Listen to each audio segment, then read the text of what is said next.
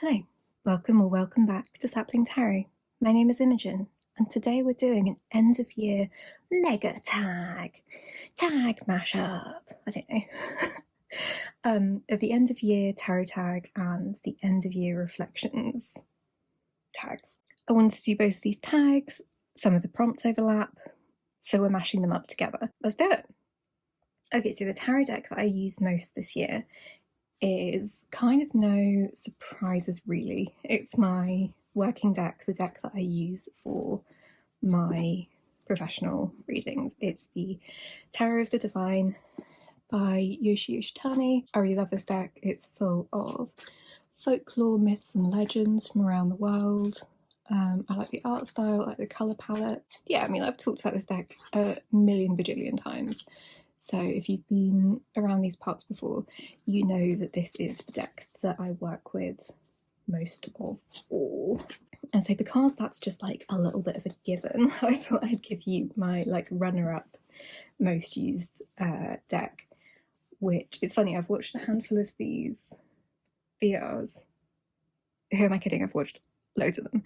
And a bunch of people are just like, oh, I don't really know, I don't really track. And I'm just here being my particular flavour of autistic, being like, I have a spreadsheet. I track all of my readings because I'm that kind of nerd. So I know, and I'm tempted to do a video and like show you the graph and things, but I don't know if other people share that specific flavour of nerdery. But my second most used tarot deck is the gorgeous Heartwood Tarot, which came out this year by Three Trees Tarot, Stephanie Burrows, art by Adam Ohlers. I'm really surprised that this is one of my most used decks because it arrived at the end of August. I was super excited about it. I unwrapped it, and then my oh gosh, I'm really struggling to say it. That's it's been months. My pet died, and there he is. He's right there in the cards looking at me, and I just couldn't touch the deck. It was too raw, it was too painful, and like I know people have feelings about like how much grief one should have for animals, and there's so much grief in the world, and it is genuinely really, really painful for me. And yeah, all very similar looking animals kind of crop up in this deck quite a lot, and so I couldn't face working with it. And then the lovely Kelly Bear will put together the Tarot Advent Challenge, of where you do a 3-card pull every day as a little bit of tarot chocky every day. Like you open a door and you get your little bit of tarot goodness every morning. And I thought, you know what, this deck is so beautiful. Either I kind of had to pass it on to somebody else who would love it, or I had to kind of get back on the horse, as it were. Yeah, so it was really beautiful. And so doing 25 readings through December, but then I did so many readings with it, and I did the whole challenge and then loads more, and so just even in like the last month, it's like shot up the rankings of most worked with decks. And I'm really thrilled that I kind of got over it, I guess. Like, I didn't get over the grief, but I got over whatever was kind of holding me back from working with this deck, because it's so gorgeous, it's so comforting. I don't really have the grief button. Let's put some more positive cards on top while I'm talking. It's really comforting, but without being too like fuzzy washing the whole thing. I don't have many decks in the way of kind of soft decks. I find them kind of challenging. I guess I don't really get an awful lot from a lot of softer, fuzzier decks. And so I'm really glad that this works for me, and that I could kind of get past the thing that was kind of holding me back because it's a really beautiful deck. Like, it's, some of the cards are pretty heavy going, but I've really come around to animal decks in the last year or so, and this is my animal deck. It's a very, very long and rambly. Oh gosh, yeah, a very, very long ramble about how this is. This very quickly became my second most worked with tarot deck of the year, and also kind of oddly how it helped me process some grief.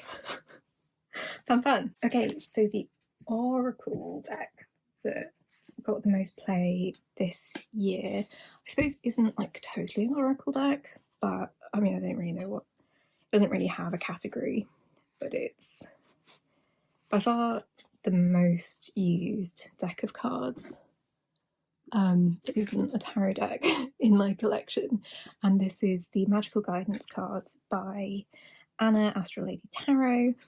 I used this for my year ahead reading last year, and it was by far and away the best part of it. I had a card or two to work with every month, and then every month I pulled like some additional cards to kind of back it up, I guess, like to sort of flesh out the concept.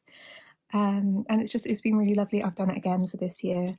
Anna put an awful lot of work into all of these photographs. There's like a spell in every card. On the back you've got some keywords, and then like space to write your own as well, which is quite cool. Sorry, mine is a wee bit bashed up. This has been in my bag on a number of occasions. I even got a tattoo inspired by this deck. I love the colour palette. Like, I did actually do, it's like one of the only flip throughs on my channel, and yeah, I think, was it this one? No, carved, stamped, gourd. Oh my god. There we go. Yeah, draw, paint, ink, tattoo. So I took this with me to the tattoo artist, oddly, and then I got my little sword, which is based on, well, the Rider-Waite swords are a little bit blunter at the end, or kind of more chunky, so this is more like one of the ones in the Rider-Waite. No, not the Rider-Waite. Jesus, the Ritual Tarot, which is one of my favourite decks. But yeah, look at all of these gorgeous. Please excuse the glare. But yeah, lovely, loved it. Really, really enjoyed it. Imogen, stop waffling. We've got so many prompts to get through. I like to pull a card and then make a note of it, and then shuffle the whole deck and then pull a card, so then you can get repeats. And these things, while not statistically relevant because it's just maths, they still feel relevant when you get duplicates. I think last year I got Baneful twice. And I thought that was a fun thing. Anyway, okay, moving on. Deck you didn't use at all, or you barely used. So I didn't include any decks that I got this year, because I don't tend to immediately work with decks. So actually it's one of my oldest decks that didn't get any play this year, and it is the Wildwood. I go through, I suppose probably quite aptly, I go through seasons with the Wildwood. I have quite kind of conflicting feelings about it. I really like the art and the kind of the concept and stuff, but then there's a whole bunch of things about it that like wouldn't necessarily be my preference, and that's, you know, that's fine. But like it's its own whole thing, and I respect that. I like the animal courts in it. They make me happy. Again, it's always quite nice when you recognise the creatures. I mean, I've never seen a lynx in fairness, but you know, there's something kind of familiar. I grew up around where a lot of this stuff is kind of based in terms of that kind of druidic thing. So it's yeah, it feels quite, I feel quite at home in the deck, and so it's like when I can put down my qualms about the deck, then I do like working with it. I don't think I'm the kind of person that could ever do like a full year in the Wildwood, or if I did, I'd have to like effectively like speedrun it, which I feel is possibly the antithesis of the entire concept and would probably really offend someone if I did that. I love to wren. We have a wren in our garden, and there's like an old British tradition of hunting wrens at this time of year, which is really awful. And so I've been like, no, it's okay, you're safe. Just to say, I don't think it happens anymore. It's not a tradition that continues, but like there's an old tradition of that. And I think, like, what's the point in hunting an animal that small, like this big? But they're so loud. They're amazing. But yeah, anyway, tangent. Look, did it again. Yeah. So I really like this deck. I have no plan on like getting rid. I think about it periodically. I think it's technically in like my purgatory list on my deck inventory spreadsheet. Fucking nerd. But I don't really think I'm likely to get rid of it anytime soon. I could do with doing something about the bag though. Anyway, okay, a deck you wished you'd worked with more. Right, okay, so I got the 5th Spirit Tarot this year, and I know that this is very loved, and I hope that no one makes me hand in my queer card for saying this. I never really gravitated towards it. Oh my god, it's still got the belly band on. I swear I used it like, oh no, I got the Six of Pentacles out for a video, and that's all I've done with it. So yeah, there we go. A deck I wish I'd worked with more, one that is still in its complete packaging. I really admire and respect Charlie Claire Burgess. I really like their book.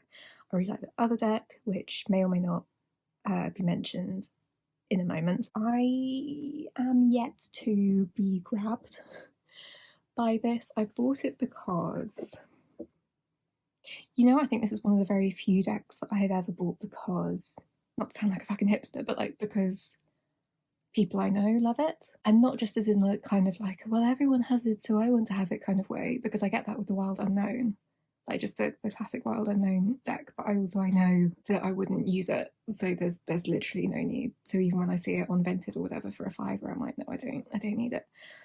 So I bought this in the Hay House sale back in, I want to say September, maybe. And because loads of people that I really love and respect get a lot out of it. And I don't know, there's just something in me that's like a bit resistant, but I would like to try and break through that in the coming year, because I need to not be a dick about it, or at least I need to give it a go and then pass it on to someone rather than just have it sitting totally unused in a box. Biggest disappointment. I've been bitten not once but twice with counterfeit decks this year on Vinted, which I don't know how international Vinted is, but it's like a reselling platform like Depop, or I suppose effectively a bit like an eBay sort of thing. So the first one, I was disappointed, but also the person refunded me, so it was fine, and they were like appalled and they didn't realise, and they were just like selling on an unwanted gift. This one I am actually going to show you because I was kind of horrified, because it's like it's quite a good fake. And so I am going to show you because it's like, so this was a lesson in patience, because the Labanco Tarot is coming out mass market next year. I should have just waited. Look, it's got the kind of the gilded text on it. It had gilded edges. It has a proper like bound book with like the proper stuff in it, and like for a moment I thought maybe it was the real deal, and then I went and I checked, and the real one doesn't have a 2-piece box. It's got colour on the inside of the box, and what was the other thing? Oh, the original gilding on the actual deck is silver, like a smooth silver, whereas this had fucking like holographic peacock gilding. So my bad. I complained to the seller, and she was just like, well, at that price you shouldn't have thought that they were originals. And I was just like, well, okay, it's not just that they're not originals, they are fakes. They are illegal, they are against Vinted guidelines. And I didn't have time to send it back to her before the 5-day shipping window was, so I've kept it. I'm probably not really going to use it, but on like looking through it, there was some like printing errors and stuff, so I trimmed it, and I actually kind of love it. trimmed. Obviously if this was a real Labanka, I would not, like a real original one, I wouldn't have trimmed it. But it had this kind of clunky, sharp peacock hollow. And I quite like it. I'll probably use it as like craft supplies and things. But yeah, so basically my point is that, like, super disappointed not only that counterfeit decks are so prolific, but also that they're getting fucking crafty. Like, the solid 2-piece box, the fucking gilding, it's gonna get like it's getting harder and harder to tell the difference, and that is gutting.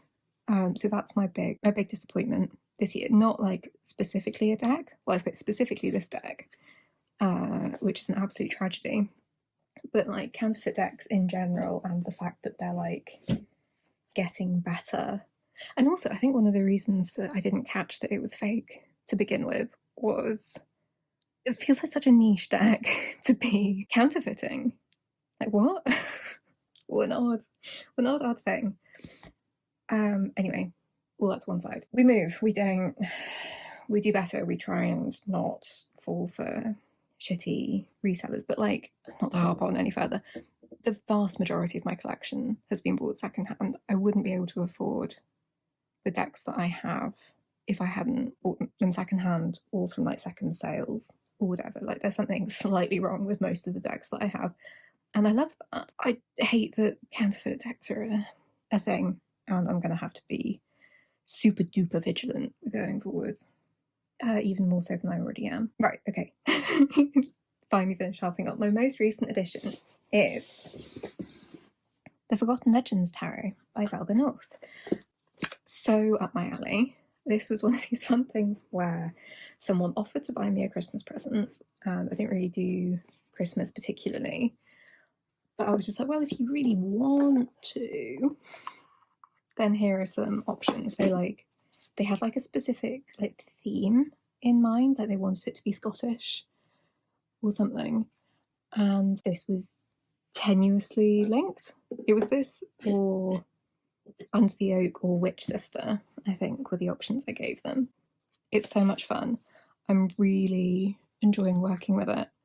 I have been using it for the 12 Nights of Liminality by Joanna the Polish Folk Witch over on Instagram, and I think this might be one of the decks that has spoken to me the most clearly straight out of the box, which is kind of fascinating. Yeah, I don't really know what else to say.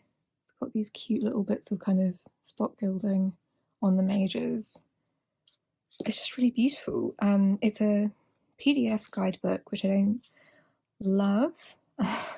You know, I do always feel a little bit weird about QR code ones, but it's quite a good guidebook. A lot of it tells you about the story that's being depicted, which is like my main thing about wanting a deck like this. But yeah, it's speaking really loud, it's speaking really clearly. It's a combination of like the specific challenge and the deck.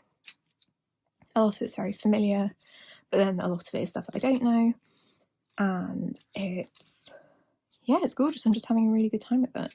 I like the art style. I like the little bits of kind of blingy stuff. It's fun.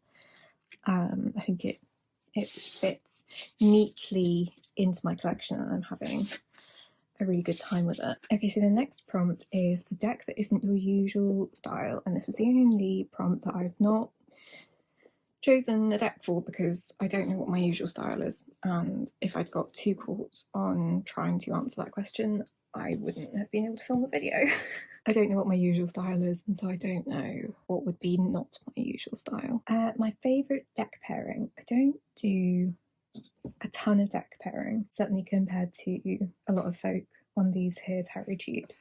It's not something I'd ever done before I started frequenting tarot tube, but back in June around my birthday, I was working with these two together and really, really enjoying it. So this is the Outgrow Yourself Tarot and Oracle by Akka Sparman, and the Lilliput Tarot by Marion Constantine of Little Darkness. And they just speak really well together. Like, I know people tend to do the like tarot and oracle, and I suppose this is an oracle, isn't it? But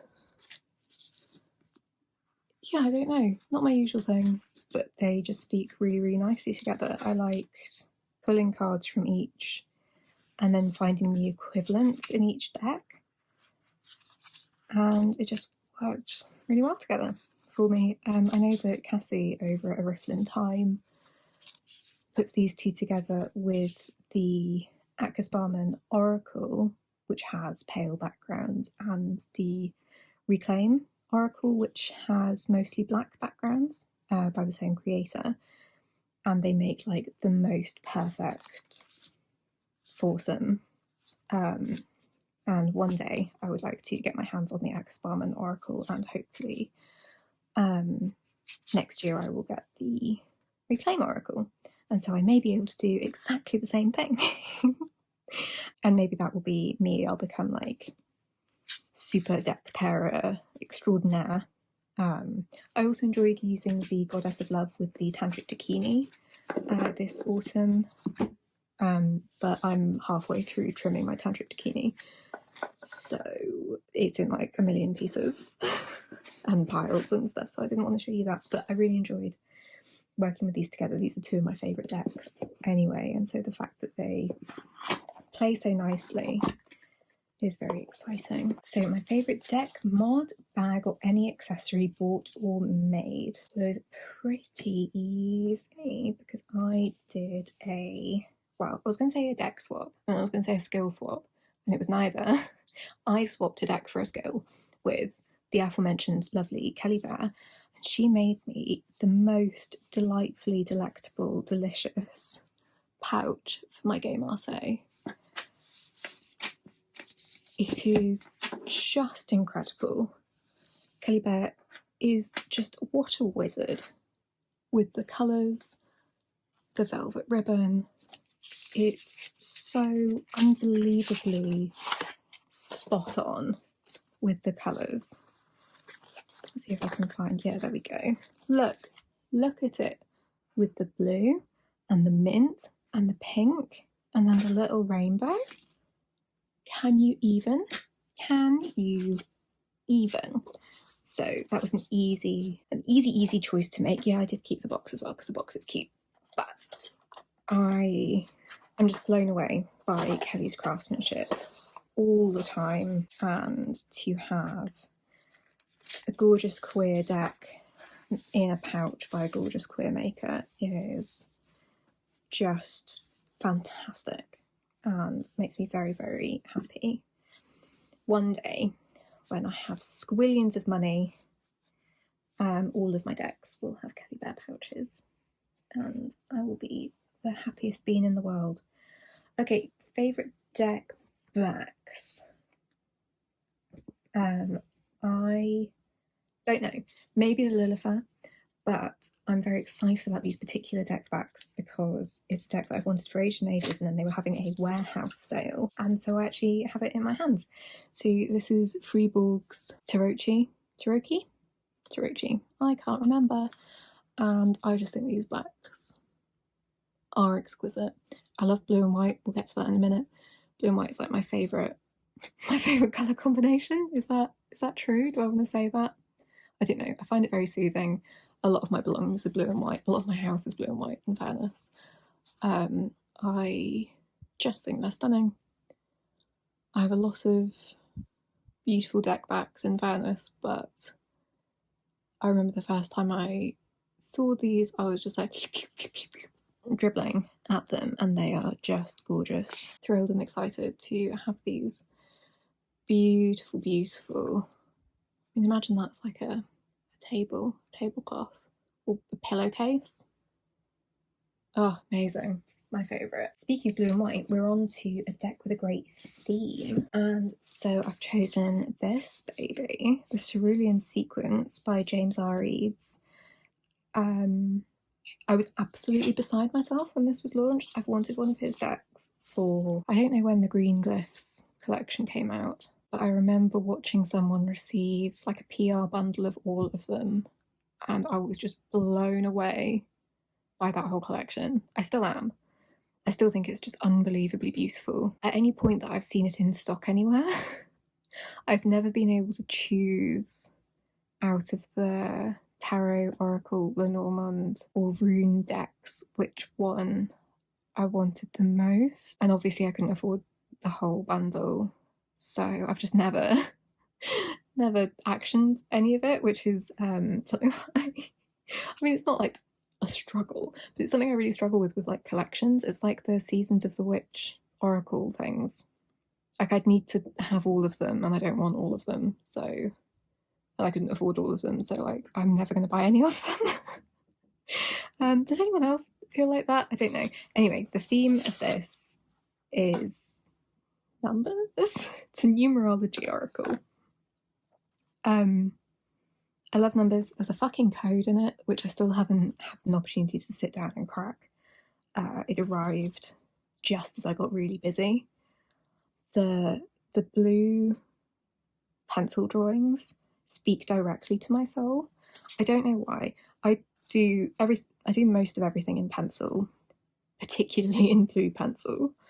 And so the combination of that and numerology and the particular style of art and the fact that I wanted one of his decks and I was just kind of beside myself. Did I show you the edges? So they're these really, really beautiful matte cerulean. Also, cerulean is a particularly favourite colour of mine because of that bit in Devil Wears Prada. It's not lapis, it's cerulean. This was chosen for you by the people in this very room out of a pile of stuff. And I think it's absolutely fabulous, and I just think it's really cool. As you can maybe tell, I haven't like worked with it yet. I've just looked at it and I read the book cover to cover. And what's quite funny, it's on the other side of the room, but the book that comes with it looks identical to the sketchbooks I use. It's like a hardcover moleskin. I mean, it's not a hardcover moleskin, but it looks exactly like a hardcover moleskin. And so that's quite funny because I could easily lose that and not realise it's not actually one of my sketchbooks. But yeah, this was one of these things where it felt like made for me by someone who has never met me. And sometimes you just come across like art and music and things like that. And yeah, gorgeous. Very, very excited about this. Really excited to play with it. There is actually a game you can play with it as well, which I meant to try and like teach my family over the festive season, but we didn't have that long, and there is simply too much ADHD in my family to be able to do that. So, deck you are in love with. The Moon Baby. I got given this by the lovely Isha at Activist Witch. A deck that has been on my wish list for fucking ever. Because obviously, like, you know, the hoi polloi is beautiful and lovely and vintage. It's got the very, very obnoxious green edges that I love. But yeah, the hoi polloi is like not an attainable situation for me. But I've loved the hoi polloi since I think it's the deck that Sarah Verber, the astrologer, uses or used to use in her YouTube videos, and I've been obsessed with it for years. And then I found out that there was like a modern version of it, and so it's been on my wish list. And oddly, it was on my wish list actually from Isha's Etsy shop, and then it was sold out. And I was just like, oh, you know, maybe there'll be another edition, and kind of how wonderful to live in a world where people are making these kinds of things. And then Isha sent it to me for you. And that was unbelievably sweet. And I'm just absolutely beside myself to actually have it in my hands. And it's so much fun. And the colours are so good. And it's kind of campy. And yeah, I just think it's brilliant. And yeah, just so am I in love with the deck? Yeah, but I'm also just in love with the fact that it was given to me by a very, very dear friend. And I thought that was just a very, very, very kind gesture. So So it's also a deck that makes me feel loved, which is very cute. So yeah, that's all the decks. Deck you wish existed, or an out of print deck you want. So the deck I wish existed, I'm going to give you a list. The decks that I have started and not finished drawing, whether they be tarot or oracle or whatever. The ones that I currently have in the works are a kind of witchy devotional oracle. I have a native herbal. Is it an oracle deck? Is it a tarot deck? We haven't figured that out yet. I have a weird, campy space opera themed one, all mapped out. Those are the main works in progress currently.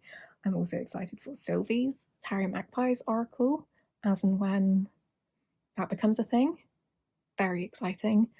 Anyone on TarotTube who's making a deck, I'm very excited for your creations. I'm rooting for every single one of us. And then, like, beyond that, I suppose, has anyone made a Baz Luhrmann deck?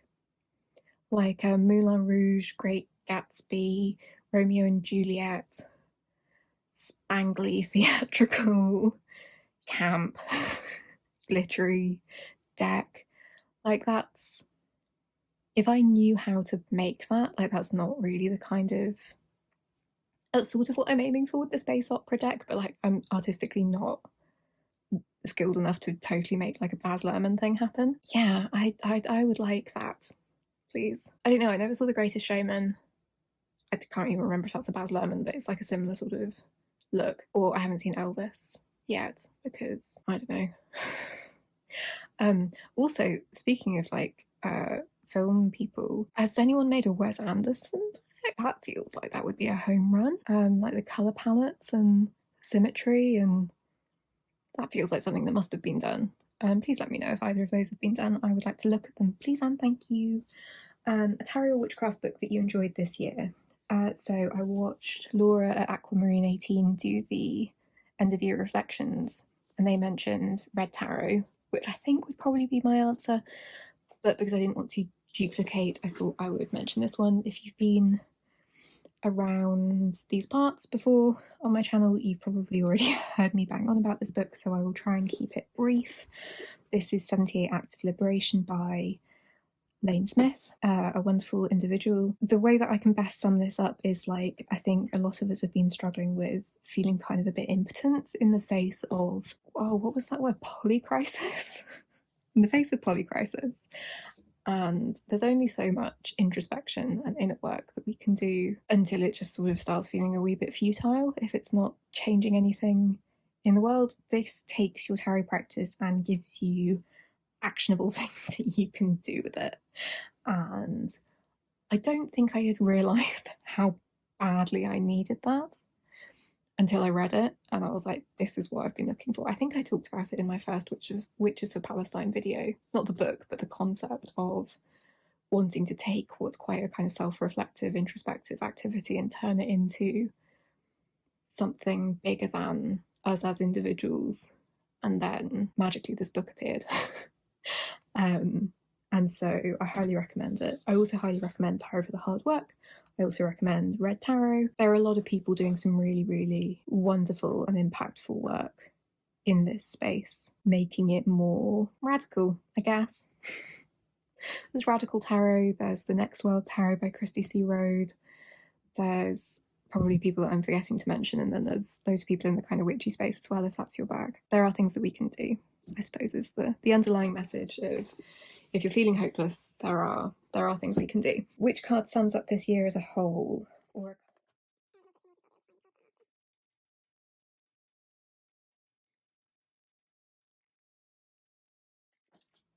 okay, so I feel like I've had a year that's sort of somewhere between a Three of Wands and a Three of Cups. Broadly speaking, it's been a year of me like putting myself out there. I've been a lot more present on YouTube and like community stuff in that way.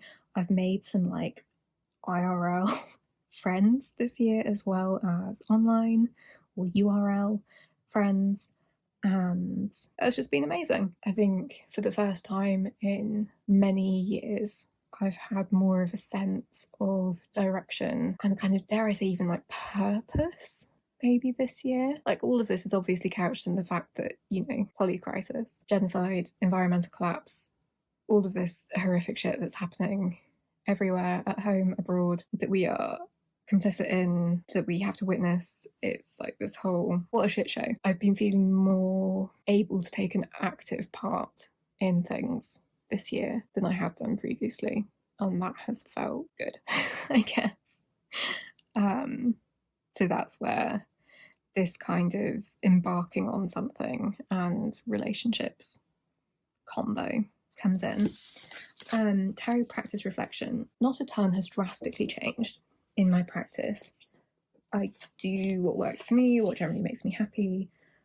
I've been coming back to having more of a personal reading practice after a couple of years of maybe slightly burning myself out on doing professional readings, and so kind of not doing loads for myself, but I've been really coming back to that in a big way this year, which has felt really good. That nothing has like drastically changed, but lots of things change all the time because my practice is very rarely kind of a static thing. It ebbs and flows, and that is very much a part of it, and that's kind of what I like in the sort of ADHD of it all.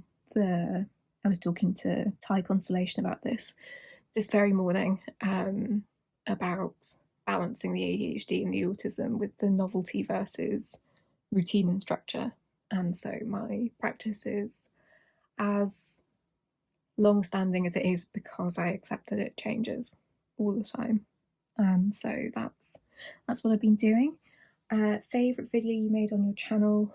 I'm so excited about this tarot and neurodivergent series that I'm working on. If you would like to be involved, please do comment, send me a message, carry a pigeon, any of those sorts of things. Just get in touch because I would love to talk to you about it if you would be interested in chatting. Also, always really excited to meet and be in community with other neurodivergent folk and tarot readers, and know that you're out there and kind of be able to support and lift each other up and all that kind of good stuff. So please do get in touch.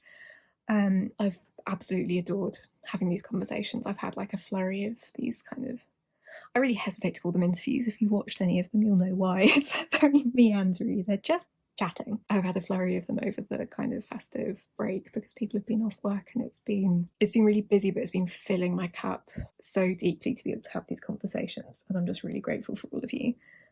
Goals for your channel in 2025, just keep going. The goal is still one video every like fortnight, even though I often do more than that, but I'm keeping it at that being the goal. I want to keep finding new ways to collaborate with people and working in and with the tarot community, because that has just been the biggest gift this year. All of you lovely folk and many folk who aren't watching, and it's just yeah, it's delightful.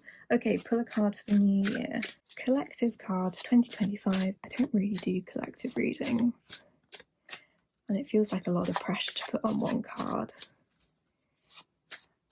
I was watching Quinn Lucid Moon's end of year tarot tag video, and they pulled the Five of Cups from the Next World Tarot, and I can't remember if it's grief or loss, and I was like, oh god. Oh babe, yeah, we're all in it together, so let's hope it's not that, but whatever it is, we'll figure it out, and we're in it together. Oh, that feels like, there we go. The Hierophant. Okay, that feels very aligned with the way things have been moving, certainly in the circles that I live in. Is this kind of like going back to a sense of kind of like ancestral wisdom, back to the land, back to the natural cycles, the wisdom that's been inherited, but like leaving behind the stuff that we don't need anymore, and kind of being, yeah, more kind of at one with each other and with the world, and acknowledging that, yeah, we're all in it together, that, none of us is free until all of us are free, and all of our survival is inextricably linked. And I think that kind of wisdom, not to sound too woo about it, but it comes from things that are much, much older than us. Not necessarily people, but, things that have existed long before us and will exist long after us. And I think that is something that's been shifting a lot in people's, or certainly the people that I spend time with, like what people pay attention to. They're not necessarily always the new and shiny, but maybe a kind of a grounding and a back to basics sort of situation. So I'll take that. I used to be quite kind of scared of the Hierophant because Catholic school, etc. But I think in terms of that like inherited wisdom, I think, yeah, that feels right. That feels good. Smash down the systems that no longer serve us. Bring back the things that, you know, make more sense. Listen to nature, listen to each other, all that kind of good stuff. That feels like an okay message to me. Well, Happy New Year if you're watching this as it goes up, or at the very least, New Year. May 2025 be easier on all of us. I hope it is a safe year full of peace and joy and contentment and wonderful opportunities for all of you. I hope you're able to get the rest that you need and the support that you need and the love that you deserve. And I hope you're able to take really good care of yourself. I'll catch you in the next one. Bye.